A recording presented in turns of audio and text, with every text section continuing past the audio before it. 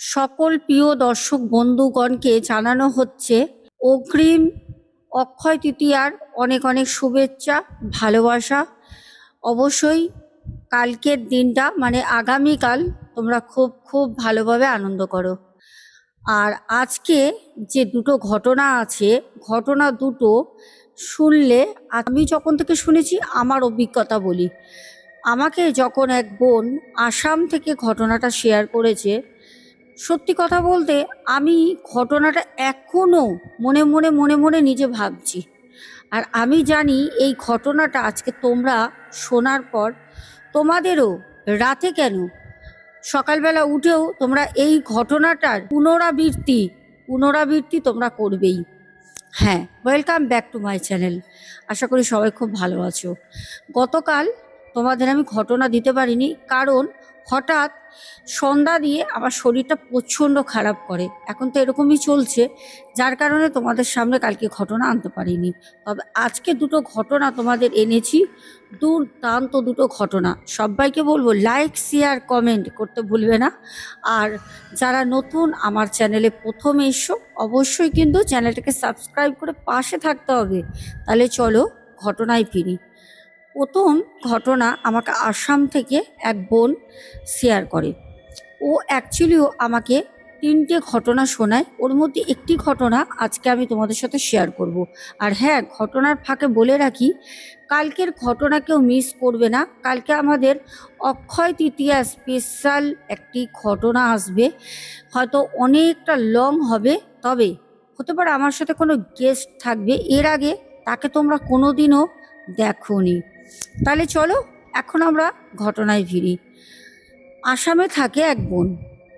সে তার দাদার সাথে কোনো একটি কাজে গুয়াহাটি আসে। গুয়াহাটিতে এসে তারা 8 দিনের জন্য একটা হোটেল বুকিং করে, কারণ গুয়াহাটিতে তাদের কিছু নিজস্ব কাজ ছিল, তার জন্য তাদের একটা লং টাইম থাকতে হতো। তো তারা 8 দিনের জন্য একটা হোটেল বুকিং করে, পাশাপাশি দুটো রুম নেয়। একটায় থাকে এই বোন, পাশের রুমে থাকে তার দাদা।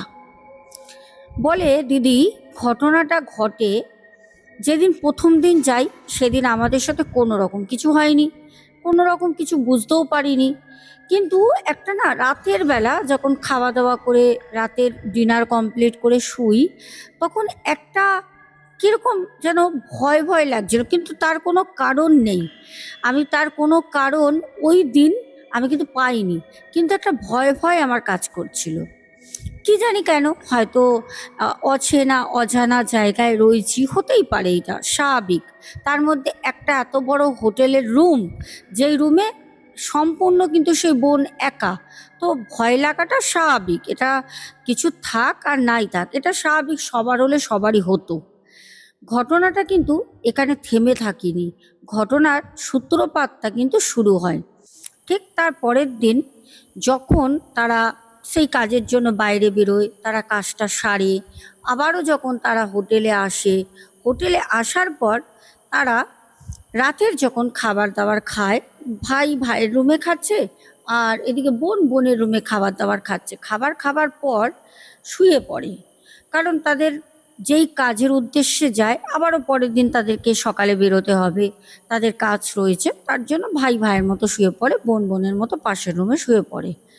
ভাই বোনকে বলে যে রাতে যদি কোনো রকম প্রবলেম হয় আমাকে ফোন করবি। তো বোনও সেরম বলে যে দাদা ঠিক আছে, কোনো অসুবিধা নেই, কালকেও তো ছিলাম, কোনো অসুবিধা হয়নি। কিন্তু সেদিন রাতে বোনের ঠিক যখন রাত 2টো বাজে, ওই সময় দরজার মধ্যে কেউ এসে নক করে। দরজায় নক করে হঠাৎ করে, যখন ঘুমটা ভাঙে তখন সাথে সাথে মোবাইল ফোন আমাদের সব সময় আমাদের সাথেই থাকে। মোবাইল ফোন হচ্ছে আমাদের সব থেকে কাছের বন্ধু। ফোনটাকে হট করে যখন টাইমটা দেখে, অন করে স্ক্রিনে দেখে 2:21। বলছি এত রাতে যদি ভাই হয়, ভাই তো ফোন করবে, তাহলে ভাই কি কোনো কারণে ডাকছে, হতেই পারে। তখন সে তার ভাইকে ফোন করে, ভাইকে ফোন করে বলে যে ভাই, তুই আমাকে ফোন করে, তুই আমার দরজায় এসে নক করছিলিস একটু আগে, 10-15 মিনিট আগে। তখন তার ভাই বলে যে না তো, আমি তো ঘুমাচ্ছিলাম, আর এত রাতে আমি তোকে কেন ডিস্টার্ব করব। স্বাভাবিক। তখন সেই বোন বলে যে না, আমার না মানে রুমের যে দরজা আছে সেই রুমের দরজায় না কেউ না নক করছিল। তো বলছে ওইটা হয়তো আশেপাশে রুমে হতে পারে, কোনো রকম শব্দ হয়েছে, কে তোকে নক করবে, ঠিক আছে এবার যদি হয় আমাকে বলবি, বলে ফোনটা কাট করে বোন বোনের মতো, দাদা দাদার মতো শুয়ে পড়ে। ঠিক 10 মিনিট পর আবারও গেটে টোকা পড়ে। দরজায় যখন আবারও নক করছে, তখন এত বড় হোটেলের এত বড় একটা রুম যেখানে একা রয়েছে, ও তখন বোন উঠে ভয়তে চুপ করে খাটের এক কোণে বসে থাকে। ও তখন লক্ষ্য করে যে দরজা রয়েছে হোটেলের, সেখানটা মনে হচ্ছে নিচ থেকে কেউ যেন ওখানে আছে। কারণ কাউকে তো দেখতে তো পাচ্ছেই না, কোনো ছাওয়াও দেখতে পাচ্ছে না, কিন্তু আছে কি করে বোঝা যাচ্ছে, সেটা হচ্ছে ওই দরজার কাছ থেকে যদি কেউ হাঁটা চলা করে পা ঘেঁষড়ে ঘেঁষড়ে, তাহলে একটা খস খস খস করে শব্দ হয়। আর ঠিক ওরকম খস খস খস করে একটা শব্দ হচ্ছে। বোন কিন্তু ভয় পায়।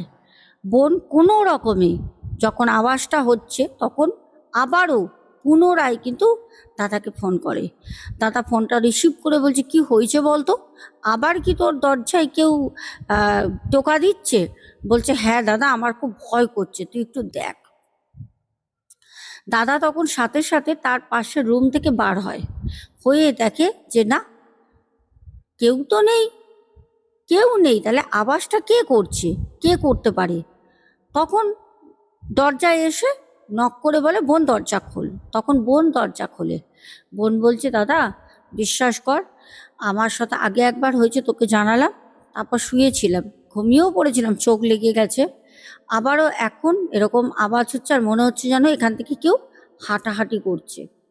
তখন দাদা বলছে তোর সম্পূর্ণ মনের ভুল, শুয়ে পড়, সারাদিন অনেক বাইরে খাটাখাটনি হয়েছে, ছোটাছুটি হয়েছে, তার হয়তো কোনো এফেক্ট তোর শরীরে পড়েছে, ওরকম কিছু না, ভয় পাস না, শুয়ে পড়। বলাতে সে বোন কিন্তু শুয়ে পড়ে। দাদার পাশে রুমে গিয়ে ঢুকে তার মতো সে শুয়ে পড়ে দরজা বন্ধ করে। ঠিক আবারও কিন্তু আওয়াজটা হয়, ঘুমাতে দিচ্ছে না, আবারও কিন্তু সেই দরজার এসে টোকা দিচ্ছে কেউ। তখন ওই মুহূর্তে আবার দাদাকে ফোন করে, দাদা তুই বেরিয়ে দেখ, এখন আমার দেখ দরজায় কে টোকা দিচ্ছে রুমের। দাদা তখন বলছে যে দাঁড়া আমি আসছি। দাদা তখন রেডি হয়ে বাইরে বেরোয়, মানে সে খালি গায়ে ছিল, একটা শার্ট পরে নেয়, নিয়ে তখন বললো আমার সাথে রিসেপশনে চল। ওই রাত তখন প্রায় 2:45 বাজে, তখন রিসেপশনে যায়, সরি 2:45 বাজে, তখন রিসেপশনে যায়। রিসেপশনে গিয়ে তখন রিসেপশনের লোককে ডেকে তোলে। তারা তখন বেরিয়ে বলছে না এরকম তো কোনো রকম কোনো কিছু হবার না, আমাদের এই হোটেল এই রুমে তো আরও অনেক পর্যটক আসে, কলকাতা থেকেও প্রচুর লোক আসে, যারা আসাম ঘুরতে আসে, কামরূপ কামাখ্যা দেখতে আসে, গুয়াহাটি আসে, কই কেউ তো এরকম আগে বলেনি, আপনাদের সাথে কি হচ্ছে বুঝতে পারছি না, তাহলে একটা কাজ করুন, আপনি অন্য রুম নিয়ে নেন। বলছেন না, অন্য রুম কেন নেবো, আপনাদের যদি রুমে কোনো রকম প্রবলেম না থাকে, সেটা যদি আপনারা সঠিকভাবে জানেন, তাহলে পরে আমি অন্য কেন রুম নেব, তাহলে আমার বোন ওই রুমেই থাকবে, আমি আমার পাশের রুমেই থাকবো, আলাদা কেন থাকবো। তখন তারা বলে সেটা তো আপনার ব্যাপার, কিন্তু এরকম তো হবার না। তো যাই হোক, এরকম করে 8টা দিন 8টা রাত ওই হোটেলেই কাটায়। বোন বলে দিদি, সোনা দিদি ভাই, 8টার যে রাত আমার সাথে ওরকমই হয়, 8টা রাত ওরকমই হয়। যখন আমরা ওই হোটেল ছাড়ি, তখন আমরা রিসেপশনে যিনি ম্যানেজার ছিলেন, ওনাকে আমার দাদা আচ্ছা করে কথা বলে কিছু, তখন ওনারা কিন্তু বিষয়টা সবাই জানে খুব ভালোভাবে, ওনাদের হোটেল যে হন্টেড, ওই রুমটা যে হন্টেড ওনারা জানে, কিন্তু ওনারা এই বিষয়টা পুরো একদম চাপা দিয়ে দেওয়ার চেষ্টা, মুখ বন্ধ করে রাখে, তারা কোনোভাবে কিছু বলে না, কোনোভাবে কোনো কিছু বলে না। যখন রুমটা ছেড়ে দেওয়ার সময় তার আগে কথাটা বলা হয় রিসেপশনে, রীতিমতো একটা কথা বলতে বলতে তর্ক হয়। তারপর যখন তারা রুমটা ছাড়বে, চেক আউট করার টাইম, তখন দেখবে আমরা যে কোনো হোটেলে গেলে রুম যখন আমরা নিই তখনও সাথে একটা বয় আসে, রুমটা দেখিয়ে দিয়ে যায়। আবার যখন আমরা চেক আউট করি তখনও কিন্তু একজন বয় হোটেল থেকেই পাঠায় যে রুমটা আবার পুনরায় যেরকম ছিল ওরকম আছে কিনা চেক করে নেওয়ার জন্য। কিন্তু যখন পাঠায় তখন আমার যে ভাই ছিল সে তখন ওই বয়টাকে জিজ্ঞেস করে যে তুমি তো এখানে অনেক দিন ধরে রয়েছো? বলছে হ্যাঁ। বলছে বলো তো এই হোটেলে এইখানে কিছু আছে কি না, সত্যি কথা বলো। তখন সে বলে যে হ্যাঁ, আমার সাথেও এই হোটেলে একটা খুব বড় ইনসিডেন্ট ঘটেছিল, ভয়ঙ্কর এক ইনসিডেন্ট। তখন জিজ্ঞেস করে কি হয়েছিল, তখন বলে যে আপনারা বলবেন না, কেন চাকরির একটা ব্যাপার থাকে না, যদি বলে দেয় তাহলে বুঝতে পারবে যে এতক্ষণ তো জানতে পারলো না, তাহলে ওকে পাঠানোর পর ওই বলেছে। তখন তারা বলে যে আমরা বলবো না, তুমি বলো। তখন সেই ছেলেটি বলে আমাদের হোটেলের গ্রাউন্ড ফ্লোরে কিচেন আছে। আমি একদিন কিচেনের মধ্যে শুয়েছিলাম। কিচেনের দেখবে একটা উঁচু জায়গা থাকে যেখানে থালা বাসন প্লেট রাখা হয়, এরকম একটা উঁচু জায়গায় ছেলেটি রাতের বেলা ঘুমাচ্ছিল। রাত তখন প্রায় 2:10-15 হবে। দেখে একজন মহিলা, তার লম্বা চুল ছাড়া, সে মহিলা কালো রঙের এরকম কোনো একটা কাপড় পরেছিল। ঠিক রাতের বেলা ঘুম চোখে এতটা বর্ণনা দিতে পারিনি। বলছে সেটা পরে ওই কিচেনের মধ্যে আসে, ও দেখে। তা ও ভাবলো হয়তো হোটেলে অনেক সময় হয় কি, ধরো রাতের বেলা অনেক পর্যটক যারা থাকে ওখানে ঘুরতে আসে, হয়তো কোনো প্রবলেম হয়েছে, বা অনেকে ছোট বাচ্চা থাকে, কোনো খাবারের প্রবলেম হলে ওরকম রাতের বেলা কিন্তু কিচেনে আসে। ভেবেছে হয়তো কিচেনে ওরকম কেউ মহিলা এসছে, হয়তো বাচ্চার জন্য দুধ টুধ করবে বা জল গরম করবে, এটা ভেবেছে। এত রাতের বেলা হয়তো কোনো প্রবলেম হবে ওর জন্য এসছে। তো সে আবার চোখটা বন্ধ করে শুয়ে থাকে। সেই ছেলেটাকে সে উঁচু জায়গাটা দিয়ে জামায় টান দিয়ে ধরে তাকে নিচে ফেলে দেয়। ছেলেটাকে যখন নিচে ফেলে দেয়, ছেলেটা তখন ভয় পায়, চিৎকার করে ওঠে। দিয়ে যখন সে একদম দেয়ালের কোণে সেটে বসে, তার কারণ ওই এত রাতে চিৎকার করেও তো কিছু হবে না, কারণ কিচেনটা হচ্ছে একদম আন্ডারগ্রাউন্ড, ভিতর দিকে। ওখান থেকে চিল্লালেও ওই রাতের বেলা সচরাচর হোটেলে কারোর কানে আসার মতো না। তো ও ভিতর দিকে একটা কোণে দেয়ালে সেটে দেখে ওই মহিলা ওকে ওখান থেকে হেঁচকা মেরে ফেলে দিয়ে সিঁড়ি দিয়ে দোতলার দিকে উঠছে, মানে উপরের দিকে উঠছে। ও সাথে সাথে ছেলেটা তখন ভাবে যে মহিলাটি কি এরকম সিঁড়ি দিয়ে, মানে একটা মানুষ যেরকম একটা স্টেপ বাই স্টেপ সিঁড়ি দিয়ে ওঠে, ওটা কিন্তু কোনো মানুষ না। কারণ সিঁড়ি দিয়ে সে সেরকমভাবে উঠছে না, এরকম মনে হচ্ছে যেন সিঁড়ি দিয়ে সে শূন্যে ভেসে ভেসে উপর দিকে উঠছে। ছেলেটির এতটাই সাহস, ছেলেটা একটু ফলো করার চেষ্টা করে। সে তার পেছনে অনেকটা পেছনে সে তাকে ফলো করে, দেখে সেই যে মহিলার অবয়বটা ছিল সে সোজা চলে যায় সেই হোটেলের একদম গ্রাউন্ড ফ্লোরে, ছাদে গিয়ে সে ছাদে অনেক রকমের গাছ লাগানো ছিল। অনেক হোটেলেই দেখবে সুন্দর সুন্দর ফুল গাছ দিয়ে হোটেলের উপরটা ছাদটা সাজানো থাকে। আর ওই হোটেলটা খুব বড় একটা নামি দামি হোটেল। ওই হোটেলের ওপরেও ওরকম মানে ছাদটা সুন্দর করে সাজানো, ফুল গাছ। দেখে সে ফুল ছিঁড়ছে, গাছ দিয়ে ফুল তুলছে। অদ্ভুতভাবে যখন এই জিনিসটা দেখে সে পালিয়ে আসে নিচে। তখন বলে ওই রুমে, ওই হোটেলের ওই দোতলার ওই রুমের ভেতরেই একটা মহিলা মারা গিয়েছিল। এবার সে মানে কেউ সুসাইড করেনি, কিন্তু কেউ সুসাইডও করেনি, কেউ মার্ডারও করেনি। কোনো কারণে অসুস্থ ছিল, সে ওরকম ওখানে এসছিল কোনো কারণে, কিন্তু সে মারা যায়। মারা যাওয়ার পর ওই হোটেলের রুমটার মধ্যে অনেক রকম, তোমরা ভালো করে জানো আসামে অনেক সুন্দর মানে কি বলবো, তাবর তবর কিন্তু তান্ত্রিক আছে, তারা এসে ওই রুমটাকে কাজ করে দিয়ে যায়।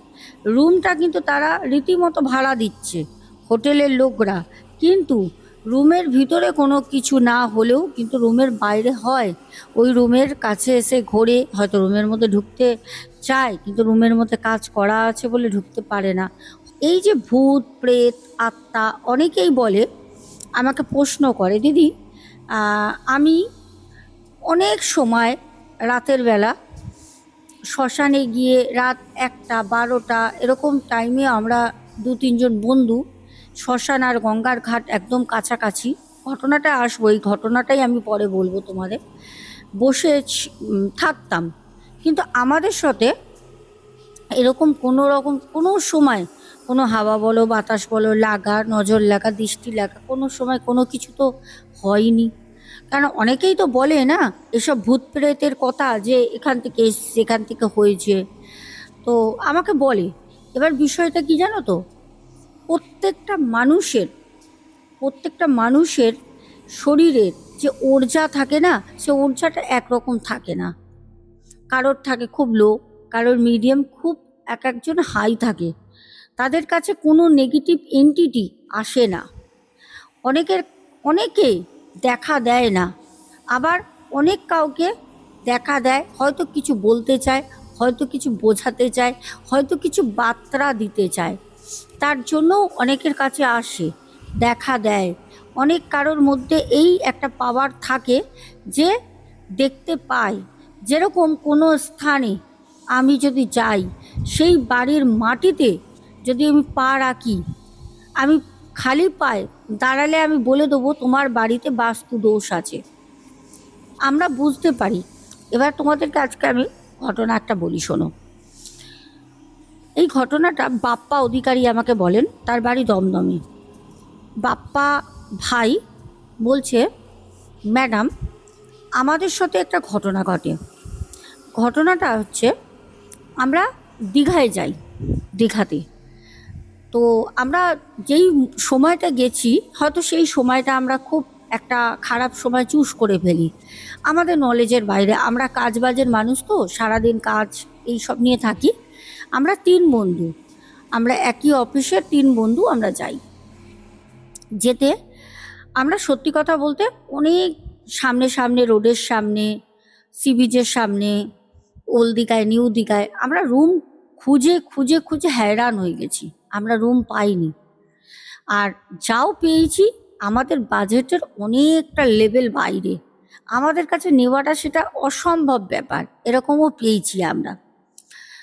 তো দীঘায় গেছি, ঘুরে চলে আসবো, থাকবো না এটা তো কখনো হয় না, দীঘা তো গেছি ঘুরতে, থাকতে তো হবেই। তো বাপ্পা ভাই বলে, দিদি আমাদের এক সিনিয়র দাদা ছিল রতন দা।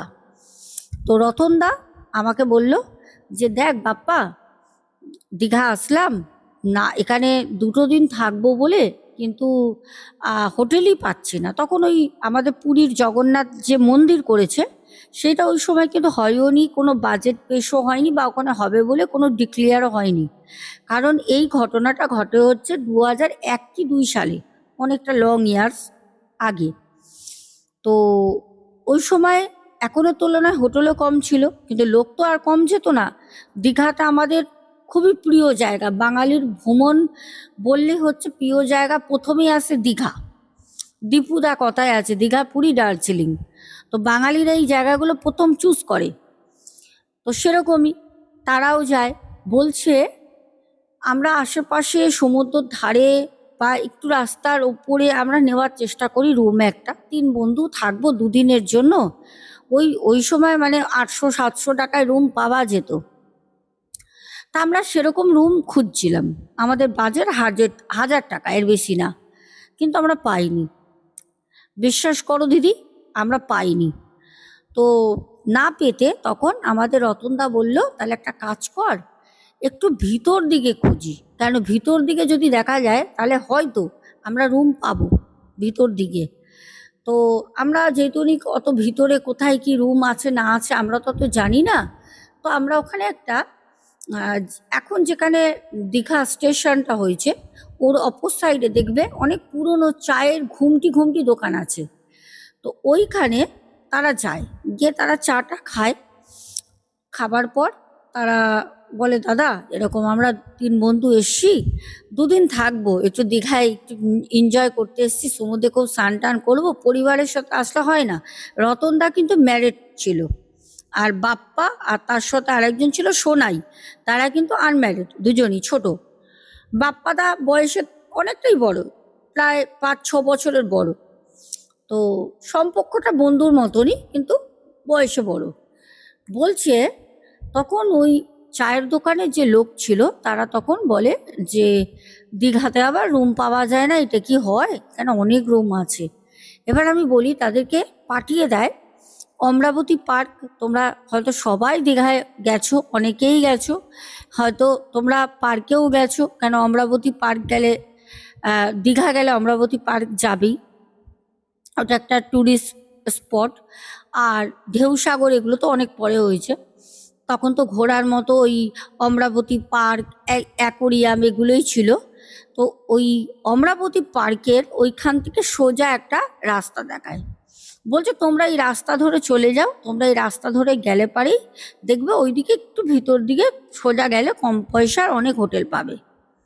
ভালো কথা। তারা বললো যাক, অনেক ধন্যবাদ কাকু আপনাকে। তো তারা ওখান থেকে হাঁটতে শুরু করে, ওই যেখানে বাস ডিপো নিউ দীঘার ওখান থেকে বেশিক্ষণ না, হাঁটলে খুব জোর 7-6 মিনিটের রাস্তা, সোজা গেলেই গিয়ে ডান দিকে পার্ক। তো তারা সোজা হেঁটে গিয়ে ওই পার্কের ওই রাস্তায় ঢোকে, ঢুকে ওই সোজা যেরকম বলেছে ওরকম চলে যায়। তো সেই চাওলা কাকু একটা লজ, লজের নাম বলেছিল, বললো ওখানে চলে যাও, আমার কথা বলবে, বললে পারে দেখবে কম টমের মধ্যে তারা ব্যবস্থা করে দেবে, যাও। ভালো হলো, এমনিও কমের বাজেট রয়েছে, কমের মধ্যেই খুঁজছে, আর গেলে পারে কমের মধ্যে হয়ে যাবে, তার মধ্যে একজনের নাম বলবে ওখানেরই স্থানীয় লোক, তারা যায়। তারা সেই কটেজটাতেই যায়। কটেজটা দোতলা, ছোট্টর মধ্যে রোডের উপরে। তো তারা কটেজটা গিয়ে ওই চাওলা কাকুর কথা বলে, তারা রুম দেয়। তারা রুমে ছিল 750 টাকা করে, দুদিনের 1500 টাকা নিয়েছিল। বলছে দিদি যখন আমরা রুমটার ভিতর ঢুকি পুরো অন্ধকার, তো লাইটগুলো জ্বালিয়ে দিল, দেখলাম মানে আলোকিত হলো রুমটা, পুরো ঘুটঘুট ঘুটঘুট করছিল, অন্ধকার, দোতলায় দিয়েছিল। জানলা খুলে দিল, ভ্যাপসা গন্ধ, রুমের মধ্যে ভ্যাপসানি গন্ধ, মনে হচ্ছে ওই রুমে বিগত মানে বছরখানিক মনে হয় কোনো লোকই আসেনি, ভ্যাপসা গন্ধ, মানে একদম না, মানে কি বলবো, বিছানা টিছানা মনে হচ্ছে চিটচিট করছে, স্যাঁতস্যাঁতে হয়ে গেছে। তো বর্ষার সময় ছিল, বর্ষাকাল। বলছে দিদি আমাদের ওই রুমটা দেয়। তা আমরা বললাম ঠিক আছে চলো, 3 বন্ধু, আর থাকবো কতক্ষণ, স্নান করবো, ঘুরবো, রাতে তো শুধু শোয়া, 2 দিনের ব্যাপার, ঠিক আছে, বাজেটের মধ্যে পেয়েছি, এমনি রুম পাচ্ছি না, তখন যা পাই তাই ভালো। বাপ্পা ভাই বলছে দিদি আমরা রুমটা নিলাম। এবার আমাদের সাথে যে একটা ছেলে এসেছিলো রুমটা দেখিয়ে দিল, এটা হচ্ছে তোমাদের পায়খানা বাথরুম, এখানে হচ্ছে একটা ব্রাশ ট্রাশ করার একটা ছোট কল লাগানো রয়েছে, এটা তোমাদের ছোট্ট একটা ব্যালকনি, যেখানে 2জন দাঁড়াতে পারবে না, একজন দাঁড়ানোর মতো ছোট্ট একটা ব্যালকনি দোতলায়, তাও ব্যাক সাইডে পেছন দিকে, মানে ওই দিকে হচ্ছে তোমার হোটেল ফোটেল আছে, ঝাউবন আছে, মানে একদম মানে কি বলবো, বলতে গেলে বাজে জায়গা, কোনো ভিউ নেই ওখান থেকে, রাস্তার দিকে হলেও হতো।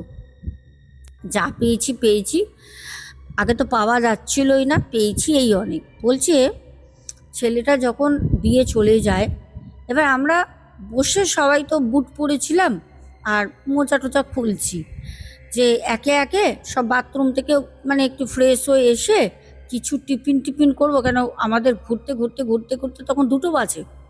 তো স্নান তো তখনই করতে যাব, 2টোর সময় করতে যাবো, একটু টিফিন করে নেবো বাইরে। চান করার জন্য সব ব্যাগ থেকে হাফ প্যান্ট, যে যার মতো গেঞ্জি আমরা বের করে নিয়েছি। বের করে ওই মোজা টোজা খুলছি, হঠাৎ করে চোখ যায় সোনাইয়ের। সোনাই বলছে, এই বাপ্পা, ও রতন দা, ও রতন দা। বলছি কি হয়েছে? বলছি কি, দেয়ালের মধ্যে এগুলো কি? মানে যেই রুমটা দেয় দেয়ালের মধ্যে মানে লাল লাল ছাপ ছাপ ছাপ ছাপ ছাপ ছাপ কিছু একটা মানে লেগে রয়েছে। তখন রতনদা ওই দেয়ালের গায়ে, ঘরের যে দেয়ালটা রয়েছে রুমের দেয়ালের গায়ের সামনে এসে ওইখানে হাত দিয়ে এরকম করে ঘষছে। কি এবার যা হয় আর কি, তিন বন্ধু বুঝতেই পারছো তো। তো তিনজনে তখন ইয়ার্কি ঠাট্টা করে, দেখ কেউ এসছিল হয়তো, এরকম ভাবে একটা তিনজন ইয়ার্কি করছে।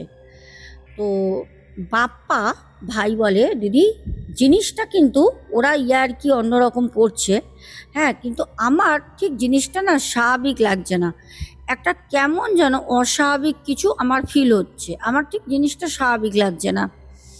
তা আমি তখন বললাম যে তোরা ইয়ার্কি ঠাট্টা করছিস, আমার মনে হচ্ছে এটা ব্লাড। যখন বলেছি রতনদা না ছিটকে ওখান থেকে আমার কাছে চলে আসে, বলছে হ্যাঁ তো বাপ্পা, এ তো ব্লাডের ছাপ। মানে কি বলো তো, ধরো ছিটকে গিয়ে ব্লাড ছিটকে যদি দেয়ালে যায়, তারপরে যদি দেয়ালটাকে ধরো ড্রাই হয়ে গেছে, ব্লাডটা মোছা হয়েছে, কিন্তু দেয়ালগুলো তখন ওই প্যারিস করা থাকতো না। এখন তো হোটেল ঝিকঝাক হয় সব, তখন ওই হোটেলগুলো এমনি মানে সিমেন্ট দিয়ে প্লাস্টার করে রং করা, ঘষলে হয়তো জোরে দেয়াল চটে যাবে, রং চটে যাবে। বাপ্পা তখন বলতে, রতনদা তখন বলছে, ভাই এই রুমে থাকা যাবে না ভাই, আমার মনে হচ্ছে এখানে কিছু একটা হয়েছে। এইবার সোনাই বলছে, হয় না আমরা নিজেরাই তো মানে জাসুসি করি, পুলিশও হয়ে যায় মাঝে মাঝে, এগুলো আমাদের তো প্রত্যেকটা মানুষের মধ্যে আছে না, আমরা জাজমেন্ট করতে পারি। তখন ওই মুহূর্তে সোনাই বলছে, আচ্ছা রতনদা, এই হোটেলে এতগুলো রুম আছে, প্রায় 7-8টা রুম, এতগুলো বলতে 7-8টা রুম, দোতলা আর কত রুম থাকবে, হয়তো তাও বেশি বলছি, তাও নেই হয়তো। বলছে এই হোটেলে, পুরো তো হোটেলে রুম ফাঁকা, আমাদের দোতলা এই রুমটা কেন দিল? তুমি বলো, তুমি সিনিয়র, তুমি বলো, আমরা এই রুমে থাকবো না। রতনদা বলছে, সত্যি মাইরি, পুরো তো ফেঁসে গেলাম। তো রতনদা তখন সাথে সাথে নিচে রিসেপশনে আসে, তখন ওই হোটেলে রুমে রুমে ফোন টোন এসব দেওয়া থাকতো না, আর থাকলেও ওই কম দামের ওরকম লজে টজে থাকতো না। যখন নিচে আসতে না রিসেপশনে যে ছেলেটা দাঁড়িয়েছিল, ও দেখে সাথে সাথে বাইরে বেরিয়ে যায়, বাইরে বেরিয়ে রাস্তা দিয়ে চলে যায়। তখন ওই রতন ছিল যে, তখন ওই রতন, এ ভাই ভাই ভাই তোমার সাথে কথা আছে ভাই দাঁড়াও, ও আর কানে শোনে না, ও কিন্তু দেখেই বেরিয়ে যায় যখন ধাপ ধাপ ধাপ ধাপ করে দোতলার সিঁড়ি দিয়ে নামে। তো তখন রতনদার মনে আরেকটু বেশি খটকা লাগে, আমাকে দেখে কেন চলে গেল, কি কারণ? যাই হোক, এবার রতনদা ওইখানেই বসে থাকে, রতনদা চুপচাপ ওইখানেই বসে রয়েছে, দেখা যাক কি হয়। একজন বয়স্ক আসে, ওই জল ঠল নিয়ে বালতি টালতি নিয়ে আসে, তখন বুঝতে পারে যে এই হোটেলে মানে কাজ টাজ করে, যাই হোক এখানে স্থানীয় লোক। তখন বলে, কাকা তোমার সাথে আর কথা আছে। বলছে, হ্যাঁ বাবু বলো। বলছে, কাকা আমাদের দোতলায় একটা রুম আছে। তো সে কাকা মাথা নিচু করে চুপ করে শুনছে, হাতে বোতল আর মানে বালতি নিয়ে। বলছে, কাকা দোতলায় একটা রুম দিয়েছে, এতগুলো রুম তো ফাঁকা আছে, আমরা দোতলার রুমটায় থাকবো না, সিঁড়ি দিয়ে উঠেই বা হাতে 107 নম্বর কি 8 নম্বর রুম, আমার ঠিক মনে পড়ছে না, ওই রুমটা আমাদের দিয়েছে, দেয়ালের মধ্যে না রক্তর ছাপ। বলছে, তো জানি না, তুমি কথা বলে নাওনি, বলে সে চলে যায়। তো বলছে, দূর, একে তো বলাই বেকার হলো, বললাম কোনো কিছু হলোই না, বস থাকে, রাগ হয়ে গেছে। রতনদা খুব রেগে আছে। এবার যে ছেলেটা দেখে সরে যায়, সেই ছেলেটা কিছুক্ষণ পর সিগারেট টানতে টানতে ঢুকছে। তখন রতনদা বলছে যে, এ ভাই, তোমায় আমি কতবার করে ডাকলাম সিঁড়ি দিয়ে নামার সময়, তুমি আমাকে দেখে বেরিয়ে চলে গেলে কেন?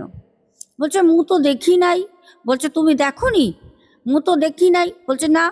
বলছে, না, তোমাকে আমি ডাকলাম, তুমি চলে গেলে, তুমি আচ্ছা ঠিক আছে ছাড়ো, আমাদের ওই রুমটা চেঞ্জ করে দাও। বলছে হবে নি। সেই ছেলেটা উড়িয়া বলছে হবে নি। বলছে কেন হবে না? রতনদা বলছে কেন হবে না, তোমাদের রুমে তো লোকই নেই, হোটেলে লোকই নেই, শুধু আমরা তিনজন, আর হয়তো এক দুজন হোটেলে ওই বয় টয় আছে, হবে নাটা কেন? তাহলে আমরা যে দুদিনের ঘর ভাড়া দিয়েছি 1500 টাকা দাও। বলছে মজার মুল্লুক নাকি?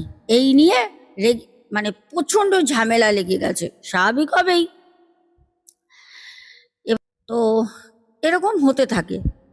এইবার ওই সোনাই উপরে ছিল, সোনাই তখন বলছে যে বাপ্পা মনে হচ্ছে রতনদার গলা না, ওরা তো প্রথমে বুঝতে পারিনি, ওরা তখন নিচে নামে, তো দেখছে বিশাল ঝামেলা, লোকে লোক হয়ে গেছে, রতনদাও তো সে মারে মারে অবস্থা, ওরাও আরো 2-3 জন জুটে গেছে, ওদের সাথে তো পারা মুশকিল না, কারণ তোমরা ওখানে গেছো, তোমরা ওদের সাথে পারবে না কোনোভাবে না।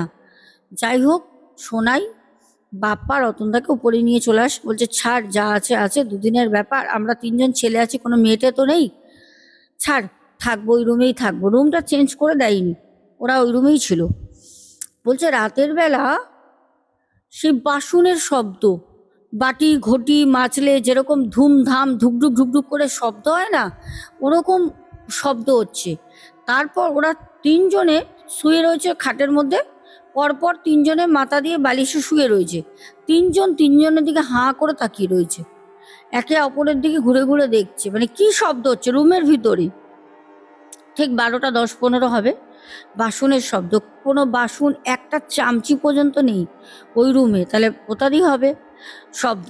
কিছুক্ষণ পর শুনছে একজন মহিলা একজন পুরুষ, দুজন কথা বলছে, কি কথা বলছে কেউ জানে না, কিন্তু কথা বলছে, দুজনের মধ্যে একটা কথা চলছে, কিছু চলছে জোরে জোরে, কিন্তু একটা মহিলার কণ্ঠ একটা পুরুষ কণ্ঠ, জোরে জোরে কথা বলছে, কিন্তু কি বলছে ওরা 3জন কেউ বুঝতে পারছে না।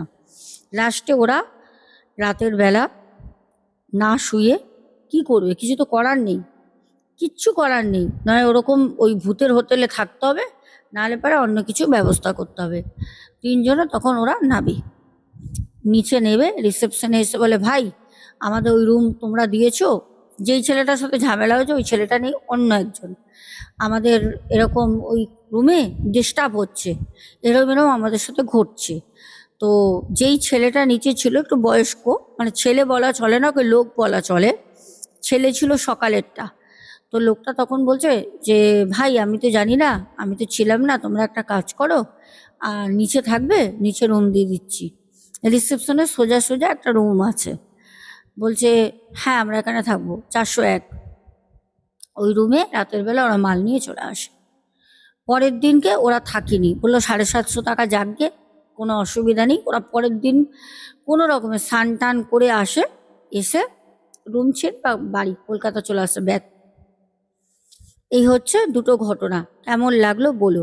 পরে যেটা জানা যায় সেটা হচ্ছে ওই রুমে মার্ডার হয়েছিল, ওই রুমে মার্ডার হয়েছিল। কিরকম মার্ডার হয়েছিল বলি, যে ছেলেটা একটা বউ নিয়ে যায়, এবার বউ নিয়ে মানে বউটা ওই ছেলেটার বউ ছিল না, বুঝতেই পারছো, পরকীয়ার ব্যাপার, নিয়ে যায়। আর ওর স্বামীও জানতে পারে, তাদের বাড়ি ওই তোমার দীঘার আশেপাশে কোনো জায়গায়, তারা মানে ওখানে আনন্দ করতে যায়। স্বামীটা জানতে পারে, পাশের হোটেল নিয়ে, মানে ওই হোটেলেই পাশে রুম নিয়ে চুপচাপ ছিল। রাতের বেলা গেট নক করে, রাতের বেলা নক করে তখন বলছে যে ওরা তো ঘরের মধ্যে তখন ঘনিষ্ঠ মুহূর্ত চলছে, তখন কটা বাজে, 9:30 এরকম বাজে রাতের বেলা। তখন গেটে নক করে যখন, বলছে কে, ছেলেটা বলে কে, তখন বলছে যে হোটেলের বয়।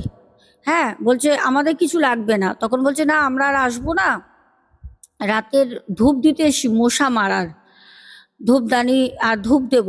তো তখন উঠে দরজাটা খোলে, যখন দরজাটা খোলে তখন দেখছে যে বউটার স্বামী ওই ছুরি বা কোনো ধারালো কোনো অস্ত্র দিয়ে তখন মানে বউটাকে মারে, ছেলেটাকে কিছু করেনি, বউটাকে হত্যা করে, বউটা মারা যায়। এই ছিল ঘটনা, যেটা আমাদের রতনদা, বাপ্পা ভাই আর সোনাই, এই 3জনে কি ব্যাপার সে রহস্যটা উদ্ঘাটন করে তারপরেই আসে ওরা। আজকের মতো এইটুকুনি রাখবো, কেন এখানে আমার রেড সিগন্যাল দিচ্ছে, দেখো এক্ষুনি বন্ধ হয়ে যাবে। এখনের মতো আসছি, আগামীকাল আবার তোমাদের সাথে দেখা হবে দারুণ একটা ঘটনা নিয়ে। এখনের মতো শুভরাত্রি, সবাই খুব ভালো থেকো, টাটা।